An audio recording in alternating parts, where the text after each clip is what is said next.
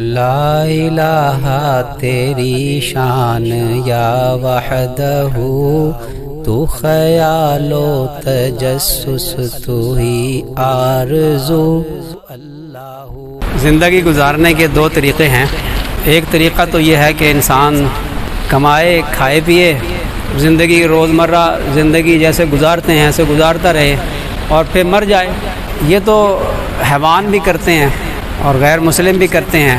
دوسرا طریقہ جو ہے وہ زندگی گزارنے کا یہ ہے کہ جس ذات نے ہمیں پیدا کیا ہے وہی جانتا ہے کہ اس مشینری کو کیسے استعمال کرنا ہے۔ اگر بنانے والے کی انسٹرکشن کے مطابق اس مشینری کو استعمال کیا جائے گا تو یہ مشینری صحیح چلے گی۔ اللہ تعالیٰ شانو نے ہمیں پیدا فرمایا ہے، اللہ تعالیٰ ہی جانتا ہے اس 5-6 فٹ کا جو انسان میں نے بنایا ہے اس کی کامیابی کس طریقے میں ہے۔ اس طریقے کے مطابق انسان اگر اپنی زندگی گزارے گا تو اس دنیا میں بھی کامیاب ہوگا اور مرنے کے بعد ایک زندگی شروع ہونے والی ہے، اس زندگی میں بھی کامیاب ہوگا۔ انسان کو اللہ تعالیٰ نے فطری طور پہ حریص بنایا ہے۔ یہ حریص ہے، انسان کی فطرت میں ہے کہ انسان کبھی نہ مرے اور کبھی مجھ پہ کوئی تکلیف نہ آئے، یہ اور کبھی بوڑھا نہ ہوں۔ وہ تھوڑے بال سفید ہوتے ہیں 40 سال کی عمر کے بعد تو جوانی جو ہے وہ بھولی نہیں ہوتی، اس لیے کلر کرنا شروع کر دیتے ہیں تاکہ جوان لگیں۔ ایک الگ مسئلے کی بات ہے، علماء سے مسئلہ پوچھیں کہ جس کی بیوی جوان ہو اور اس کے بال جلدی سفید ہو گئے ہوں تو اس کے لیے کیا حکم ہے، یہ مفتیان کرام بتائیں گے۔ یہ ایسا نہ ہونا کہ وہ بیوی پاس بیٹھی ہو اور یہ باپ لگے۔ ہمارے ایک ساتھی تھے، ان کو بال سارے سفید ہو گئے تو اہلیہ کی کوئی سہیلی آئی اور اس نے کہا کہ یہ آپ کے ابا ہیں؟ کہتے جب اس نے یہ بات کہی نا تو میری بیوی نے مجھے کہا کہ یہ ایسے کہتے اس کے بعد سے میں نے مسئلہ پوچھا مفتی صاحب سے تو میں نے اپنے بالوں کو رنگنا شروع کر دیا۔ بالکل کالے نہ کرے انسان، براؤن کر لے، کالے بھی کر سکتا ہے، عذر کی وجہ سے کراہت ختم ہو جاتی ہے۔ عطا اللہ شاہ بخاری رحمۃ اللہ علیہ کا نا ایک لطیفہ مشہور ہے، تو انہوں نے ایک دن اپنے داڑھی ساری بال، سر کے بال اور داڑھی جو ہے وہ خضاب لگا کے نا وہ گھر تشریف لائے نا، تو بیوی جو ہے وہ اندر بھاگ گئی۔ بیوی جو ہے اس نے پہلی نظر میں پہچانا نہیں، وہ ڈر کے مارے اندر بھاگ گئی۔ تو اب طبیعت کے اندر مزہ تھا، فرمانے لگے پنجابی میں، اور اللہ کی بندی تیرے واسطے تو میں منہ کالا کیتا ہے تو اندر نصیب اندی ہے جیسے بھی کہا ہوگا کہ تیرے لیے تو میں نے اپنا منہ کالا کیا ہے، اور تو اب منہ کالا کرنا جو ہے وہ محاورتاً تو اچھا نہیں ہے، لیکن وہ مزہ تھا، طبیعت میں مزہ تھا ان کے۔ بات تو لطیفے کی طرف چلی گئی۔ انسان کی فطرت میں ہے کہ انسان بوڑھا نہیں ہونا چاہتا، لیکن زندگی میں انسان بوڑھا ہوتا ہے۔ بال اگر سفید نہ بھی ہوں تبھی بھی کمزوری تو ہوتی ہے، انسان بڑھاپے کے آثار تو ظاہر ہوتے ہیں انسان کے چہرے سے بھی۔ اس دنیا کی زندگی میں ڈیپریسیشن ہے، کمزوری آتی ہے، کمی پیدا ہوتی ہے، ہر چیز کو فنا ہے، لیکن انسان کی فطرت کے اندر اللہ نے یہ رکھ دیا کہ انسان چاہتا ہے کہ میں ہمیشہ جوان رہوں۔ انسان کی فطرت میں یہ ہے کہ انسان چاہتا ہے میں کبھی بیمار نہ ہوں۔ بیماریاں بھی لگی ہوئی ہیں انسان کے ساتھ، کون ہوگا جس کے سر میں کبھی درد نہ ہوا یا کوئی چوٹ نہ لگی ہو، کوئی تکلیف نہ ہوئی ہو؟ کسی کی ناگوار بات سن کر انسان کو تکلیف ہو جاتی ہے۔ انسان کی فطرت میں یہ ہے کہ انسان چاہتا ہے میں کبھی بیمار نہ ہوں، میں کبھی بوڑھا نہ ہوں، میں ہمیشہ جوان رہوں۔ انسان کی فطرت میں ہے کہ میں بہت حسین ہوں، حسن میں ذرا کہیں فرق نہ آ جائے، آئینہ دیکھ کر کہیں ذرا اونچ نیچ ہو گئی، جوان آدمی پریشان ہو جاتا ہے کہ ہو یہ میرے حسن کو کیا ہو گیا۔ تو انسان کی یہ فطرت میں ہے، انسان کی فطرت میں میں بہت طاقتور ہوں، تو یہ چیزیں انسان کی فطرت میں ہے۔ مجھے بہت اچھا گھر ملے، مجھے بہت اچھی بیوی ملے، بہت اچھی اولاد ملے، ہر ایک کی خواہش بھی ہے اور انسان کی فطرت میں بھی ہے، مجھے بہت اچھی سواری ملے۔ یہ ساری چیزیں اللہ تعالیٰ نے انسان کی فطرت کے اندر رکھ دی ہیں، لیکن یہ ساری چیزیں کسی انسان کو ملا نہیں کرتی اس دنیا میں۔ اور دین اسلام دین فطرت ہے، فطرت کے عین مطابق ہے دین اسلام۔ تو پھر یہ خواہشیں جو ہیں جب دین اسلام دین فطرت ہے، یہ خواہشات جو فطرت میں اللہ نے رکھ دی ہیں انسان کے، یہ کیسے پوری ہوں گی؟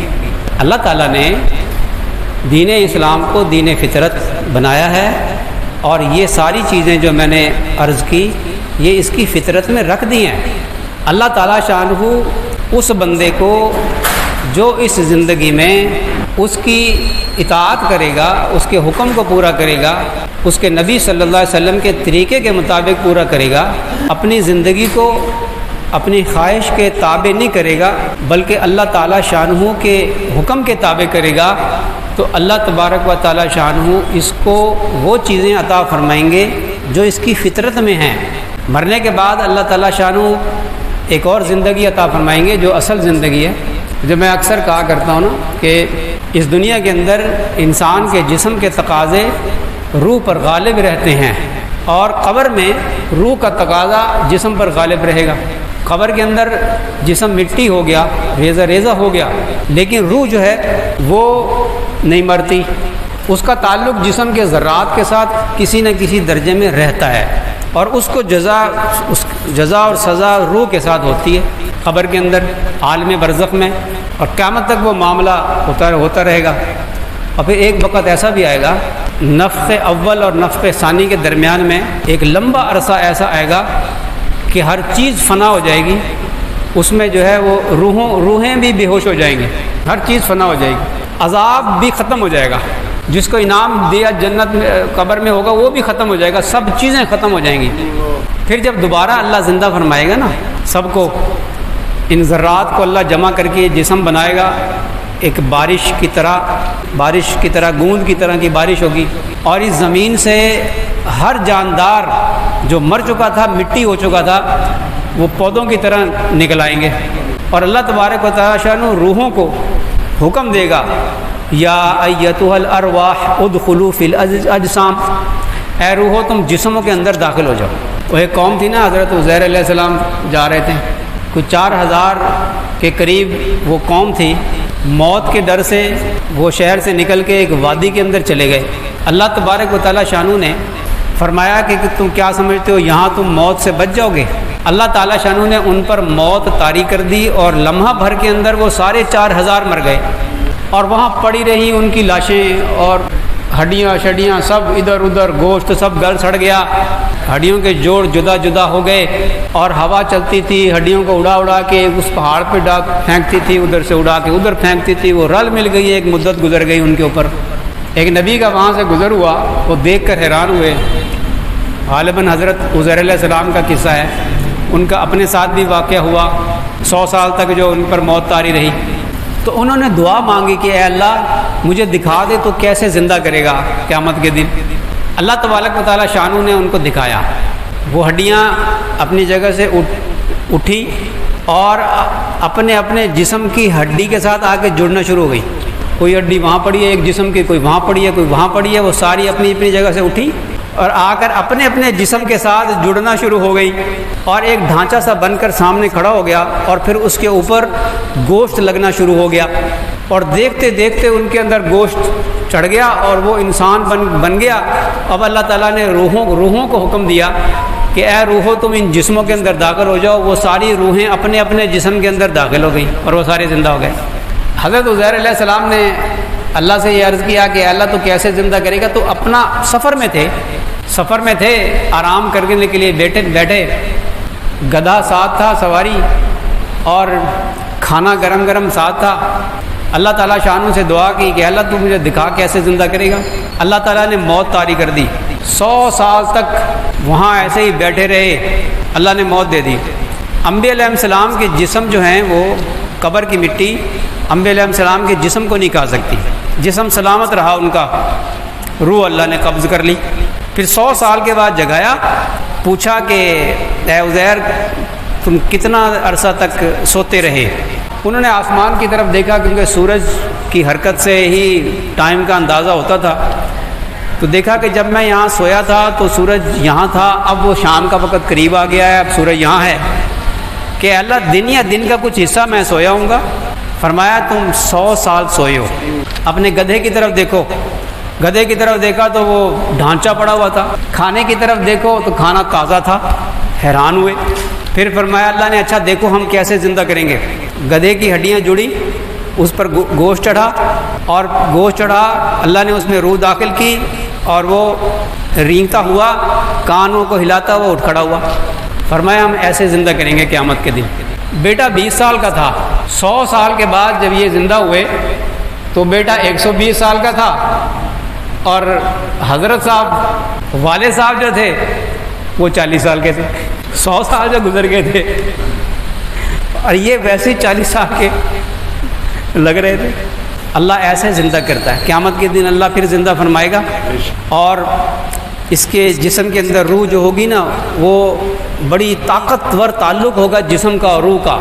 دنیا کی زندگی خواب معلوم ہوگی، آپ اس سے اندازہ لگا لیں کہ کتنا گہرا تعلق ہوگا، جس کے تعلق میں نے تو پچھلے بدھ بھی یہ بیان کیا تھا غالباً، کہ اگر روح کی غذا اس کو نہ دی، روح کو منور نہ کیا، عبادات کر کے، نیک اعمال کر کے، اللہ کا ذکر کر کے، اس کا تعلق اللہ سے نہ جوڑا، تو اس کی گرہ اس جسم کے ساتھ بڑی مضبوط ہو جائے گی، اور جب گرہ مضبوط ہو جائے گی تو موت کے وقت فرشتے اس گرہ کو کھولیں گے ان کی گرہ جن کے تعلق گرہ کمزور ہو نا۔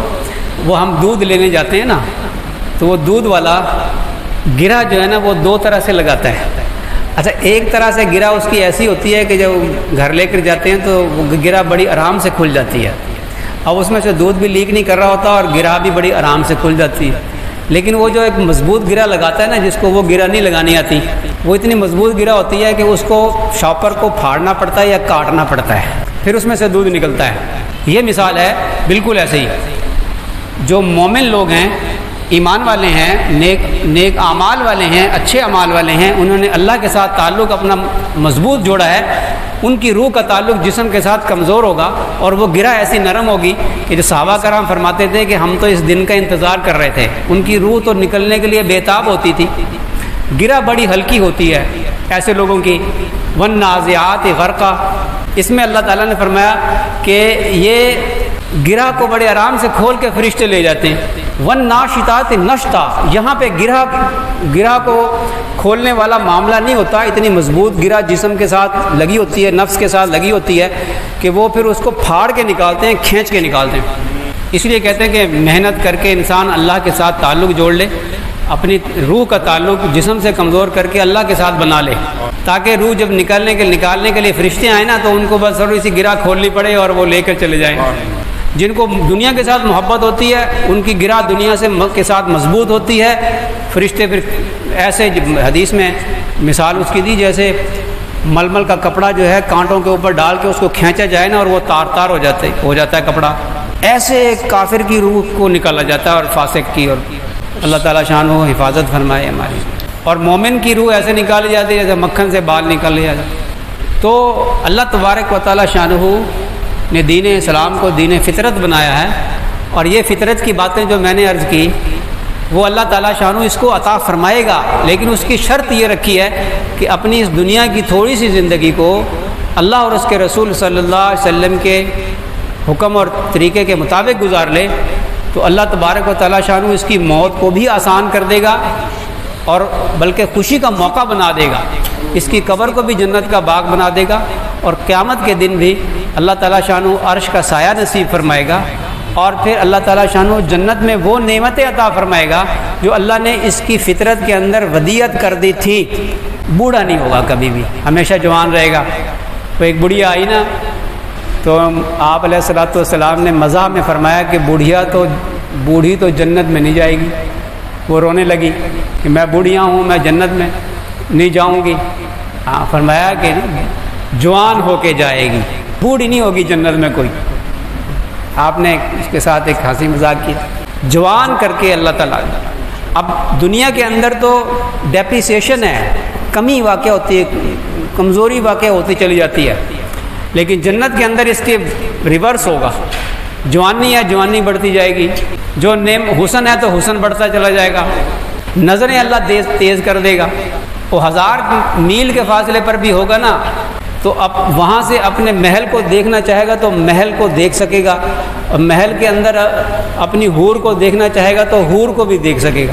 اور آج کے دور میں تو بات سمجھنا کوئی مشکل ہے ہی نہیں، آن لائن رابطے ہو جاتے ہیں.